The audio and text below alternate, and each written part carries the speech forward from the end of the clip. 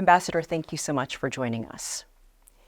2024 began with Guyana starting its term as an elected member of the UN Security Council, and now you're holding the presidency for the very busy month of February amid many global conflicts. What are you hoping to accomplish during your time? We have hit the ground running with the presidency coming just 1 month after we assumed the seat on the council. We're going to be having about 16 mandated meetings on many different issues, from Somalia to Libya, the Middle East. There will be a debate on the impact of climate change and food insecurity on maintenance of international peace and security. What we're hoping to do is to advance that debate, because there are still some hesitance in some quarters about discussing climate in a security context. But the great majority of UN member states have agreed that this is a very, very important link that we must discuss. What is your country's view on peace and security issues? Are you optimistic that we could see some progress on a ceasefire in Gaza? We must be optimistic, because when we lose hope, then we lose everything. And we believe that the time for a ceasefire was a long time ago, and so the sooner the better. But let me also say that Guyana has always supported the two-state solution. We believe that Israel and Palestine can live side by side in peace and harmony, if not harmony, tolerance.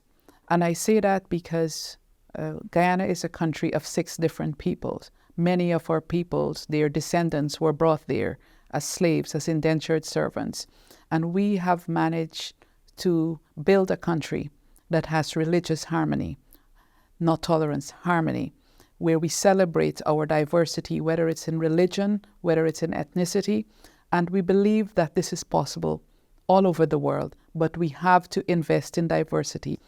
When we look at what is happening in many parts of the world, we also see, though, that there's a big aspect that is related to development. And if we do not invest in development in many of these countries, we will continue to see conflicts increase. And do you feel strongly that that kind of perspective as a smaller nation can really make a difference at the UN Security Council? We're a low-lying state. The capital city, it's almost 2 meters below sea level. So we know what it is when it comes to climate change. We know what it is when it comes to living together as a people. We know what possible conflicts are as well. And so we think that coming to the council as a small state, bringing the voice of a small state, it's important as we discuss the peace and security in the wider world. Your country has the fastest growing economy in the world. No doubt you've seen the change. What have you learned from other countries to grow in a more sustainable way? Well, I guess we have seen that rapid injection of resources can sometimes be a curse in some places, but it can also be a blessing. And for us in Guyana, for many years, the government that I'm from, we knew what we wanted as a country. We knew the kind of infrastructure we wanted. We knew that the education and health facilities and services, we know what we wanted. What was missing was adequate resources. We did what we can with what we had back then, but now we have some more resources that we can adequately address these issues. So the country is in a period of rapid transformation. We also have to ask you about Guyana's significant natural resources that also play a part of that as well. How do you plan for that and to make sure that your people are the ones who benefit the most? For many years, we have treated our natural resource base in a very prudent manner. We have a country with more than 80% of it covered with forest. And it is not, I would say, by accident that it remains standing. It's because of policies that we've put in place over the years, and this has been beneficial to us. And we have said that even as we grow, we will continue with those policies, preserving our forests for future generations to come. But it's also not just a benefit to Guyana. It contributes to the lungs of the world.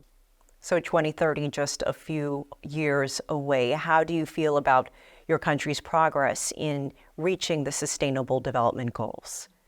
We just had what is called here in the United Nations a voluntary national review of the progress we've made with certain SDGs. And so when you look at housing, when you look at water, when you look at education, health, we've made significant progress, but we still have more to do. And we are going to exert all our efforts to ensure that we achieve the 2030 agenda.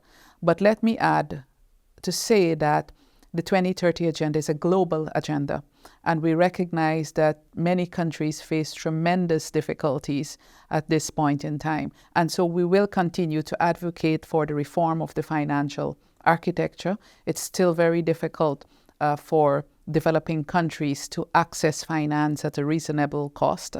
They still face many, many challenges with the impacts of climate change. When we take our Caribbean, for example, one hurricane can wipe out your entire GDP.